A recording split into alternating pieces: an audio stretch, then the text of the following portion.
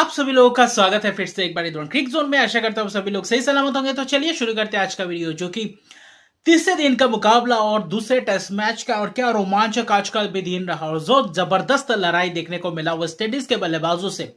क्योंकि शुरुआती क्षण में इस टेस्ट मैच में ऐसे ही दिखा जा रहा है कि हर एक सेशन की शुरुआत में पहले आधा घंटे पौने घंटे में विकेट्स लिए जा रहे हैं, लेकिन उसके बाद जब एकदम सेट हो जाते हैं बल्लेबाज, तब गेंदबाजों को थोड़ा बहुत रन्स नहीं, विकेट्स चटकाना मुश्किल सा बन जाता है। इसके लिए अगर आप देखें तो जो आज के दिन की शुरुआत था, होल्डर को पहले ही शुरुआत में चलता गया था, 27 से रन बनाए थे, लेकिन जोशुआ डा सिल्वा दूसरे एंड से जबरदस्त टिके हुए थे, जबरदस्त बल्लेबाजी का मुजाहरा दिखाया।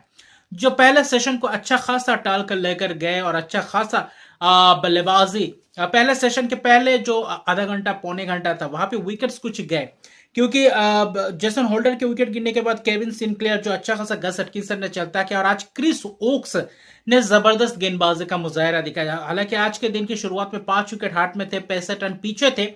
इंग्लैंड जो 416 रन बनाए थे पहले इनिंग्स के, तो उसको क्या लीड बरकरार रख पाते हैं या फिर वेस्ट इंडीज से लीड ले जाते हैं, उसके तहत अगर देखें तो जो जोशुआ डा सिल्वा का जबरदस्त क्रूशियल मैं कहूंगा वो इनिंग्स था। क्योंकि उस वक्त अगर वो पार्टनरशिप और वो बल्लेबाजी का मुजाहरा नहीं दिखाते तो शायद लीड अब इंग्लैंड के पक्ष में होता, लेकिन लीड हालांकि ले नहीं पाए। केविन सिंक्लेयर के विकेट गिरने के बाद अल्जेरी जोसेफ लगातार 2 विकेट चटकाए, जेडन सिल्स और वहां पे हैट्रिक पे मौका था।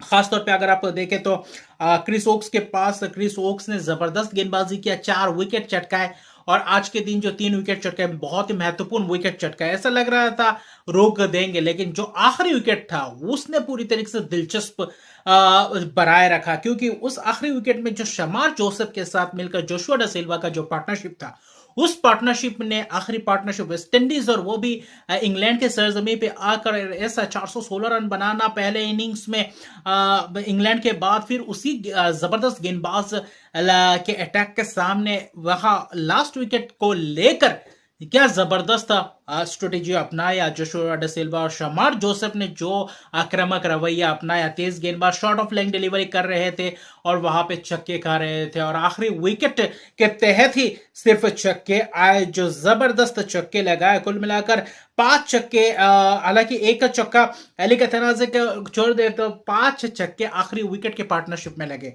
जबरदस्त लंबे लंबे छक्के, लगातार 2 छक्के भी लगाए थे शमार जोसेफ ने गस एटकिंसन को। उसके बाद देखें तो जोशुआ डा सिल्वा ने भी 82 रन की नाबाद पारी के लिए और पूरी तरीके से पार्टनरशिप को बिल्डअप किया। जब वो आखिरी विकेट था, 9वां विकेट गिरा था 386 पे, तब था करीबन करीबन देखे तो 32 रन पीछे, 30 रन पीछे थे, लेकिन उस 30 रन को ओवरकम किया, फिर लीड ले 41 रन का लीड लिया, जहां पे 457 रन बनाए।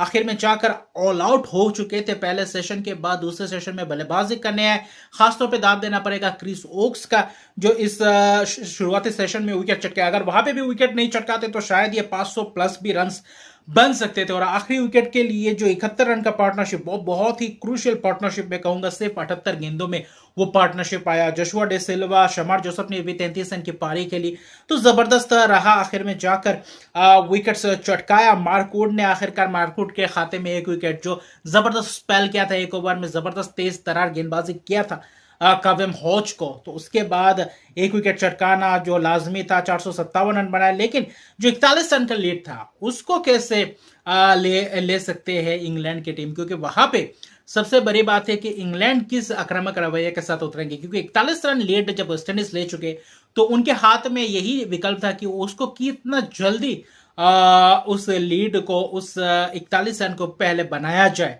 और वहां पे शुरुआत में जैक क्रोली का जबरदस्त बल्लेबाजी का तो मुजाहरा कर रहे थे, लेकिन सिर्फ 3 ही रन बनाया दूसरे ओवर में जेडन सिल्स के गेंदबाजी में, और वहां पे नॉन स्ट्राइकर एंड में रनआउट के तौर पर आउट हो गए। और जो दुर्भाग्यपूर्ण था, वही इस टेस्ट मैच में उनका लक उतना बेहतर दिखा नहीं।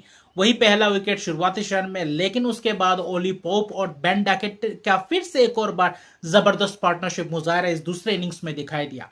वहां पे पार्टनरशिप थोड़ा बहुत प्रेशर बनाने की कोशिश में थे, लेकिन दूसरे सेशन में पूरी तरीके से उस पारी को संभाला। पहला सेशन के बाद दूसरे सेशन को डैकेट की जबरदस्त रन्स बटोरते हुए दिखाई दिए, और ओलिपो पहले इनिंग्स से भी और भी ज्यादा चुस्त दिखाई दे रहे थे और भी ज्यादा देखे तो जबरदस्त अंदाज में बल्लेबाजी कर रहे थे। ज्यादा खासतौर पे देखा तो उतना पहनापन दिखा नहीं और वही पूरी तरीके से धैर्य दिखाया, वो जो अच्छा बात लगा। और उनके बीच जो शतकीय पार्टनरशिप, एक और बार शतकीय पार्टनरशिप 100 करीबन देखे तो 20 के करीब पार्टनरशिप था दूसरे विकेट के लिए, और वही थोड़ा बहुत अच्छा खासा स्थिति में लाकर खड़ा कर दिए थे। लेकिन 25 ओवर तक रन भी ऐसा बटोर रहे थे जैसे ओडीआई मुकाबला चल रहा था।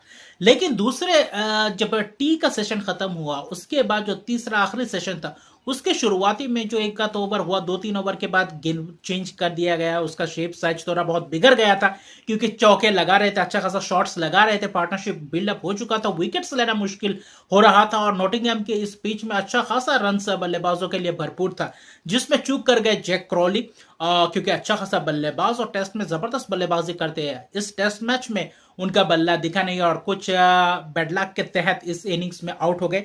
लेकिन जो डकैट और पोप पूरी तरीके से ऐसा लग रहा था पूरी तरीके से डटे रहेंगे, लेकिन जो 25वें ओवर के बाद जो 26वें ओवर था वहां पे गेंद चेंज हुआ। उसके बाद अल्जारी जोसेफ आया, अल्जारी जोसेफ आते ही पहले ही गेंद पे ओली पोप को चलता कि आउटसाइड एज और वहीं पे गली पे कैच, जबरदस्त कैच, 51 रन की पारी खेली पहले इनिंग्स में शतकीय पारी, उसके बाद इस इनिंग्स में अर्धशतकीय पारी 51 रन की पारी खेली और शतकीय पार्टनरशिप में अच्छा खासा योगदान रहा। उसके बाद डकैट भी ज्यादा नहीं, अगले ही ओवर में अल्जारी जोसेफ ने ही चलता किया डकैट को। डकैट हालांकि राउंड द विकेट आए थे और वहां पे एलबीडब्ल्यू का शिकार हो गया। फिर से एक और बार 76 रन, पहले इनिंग्स में 71 रन और शतकीय पारी खेलने से चूक गए फिर से एक और बार दूसरे इनिंग्स में भी, क्योंकि दो मौका मिला था उनको शतक का में तब्दील करने का, लेकिन आखिर में हो नहीं पाया। ये थोड़ा बहुत निराशाजनक रहेगा उनके लिए, अगर देखें तो वो निराश रहेंगे। लेकिन अच्छा खासा शुरुआत जब डकैट देते अच्छा खासा तो इस तरह रन से बटोरते हैं। फिर देखें तो चुस्त और फिर पारी को संभाला रूट और हैरी ब्रूक लेकिन अपना वही अंदाज में खेलते गए। 2 विकेट अल्जारी जोसेफ के खाते में और आज के दिन के शेष में जो 3 विकेट के 248 रन यानी कि 207 रन का लीड ले चुके हैं। अभी चौथा दिन और पांचवा दिन यानी कि 2 दिन है और चौथा दिन जो कल का दिन रहेगा वो बहुत ही महत्वपूर्ण दिन रहने वाला है। वहां पे कैसा उभर कर आएंगे इंग्लैंड के बल्लेबाज, ये सबसे बड़ा रहेगा। और रूट ब्रूक का कितना लंबा पारी को खींच सकते हैं, क्योंकि उनके बीच अगर आप देखें तो अच्छा खासा पार्टनरशिप चल रहा है। शतकीय पार्टनरशिप इन दो बल्लेबाजों के बीच भी हो चुका है। दिन के शेष में देखें तो 51 ओवर 248 रन यानी कि पूरी तरीके से ओडीआई फॉर्मेट की तरह खेल रहे हैं, बल्लेबाजी कर रहे हैं, जिसमें से 37 रन बनाकर नाबाद है। थोड़े बहुत धीमी शुरुआत जो रूट और जो कि समय लगाते हैं, लेकिन हैरी ब्रूक अपने पूरे अंदाज में 71 रन बनाए 78 गेंद में जबरदस्त पारी दिखाई दी। अब हैरी ब्रूक द्वारा जबरदस्त आक्रामक रवैया अपनाया, हैरी ब्रूक अपना ही पूरी तरीके से बल्ले को चलाते चले जा रहे। क्या शतकीय पारी खेलेंगे, क्या एक और शतक इस इनिंग्स में आ सकता है इंग्लैंड के किसी भी बल्लेबाज से, और कितना लंबा टारगेट देंगे, क्योंकि इंग्लैंड कुछ अलग ही अंदाज में अलग ही पैंतरा आजमाने को देखते हैं। जैसे कि देखें तो क्या 350-400 के बाद क्या कल और 200 रन करने के बाद क्या आखिरी सेशन में बल्लेबाजी करने के लिए आमंत्रित करेंगे, क्या बल्लेबाजी के लिए लाएंगे कल के दिन वेस्टइंडीज को, या फिर अपना देखें तो वेस्टइंडीज अलग ही पैंतरा आजमाया, अलग ही विकेट चटका कर यानी कि जल्दी जल्दी क्या विकेट चटका पाएंगे, क्योंकि शुरुआती सेशन में पता चलेगा कि कैसा गेम का रुख पलटेगा या नहीं। और वहां पे लीड 207 रन का एक अच्छा खासा लीड है, 3 विकेट गए यानी कि 7 विकेट अभी भी हाथ में,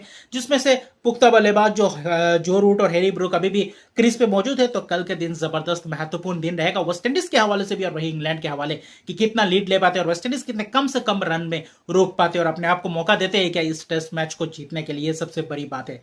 तो मिलते हैं अगले वीडियो में, अभी के लिए इतने। मेरे चैनल को सब्सक्राइब नहीं किया तो मेरे चैनल को सब्सक्राइब कर दीजिए, लाइक कमेंट जरूर कीजिए। तब तक के लिए गुड बाय।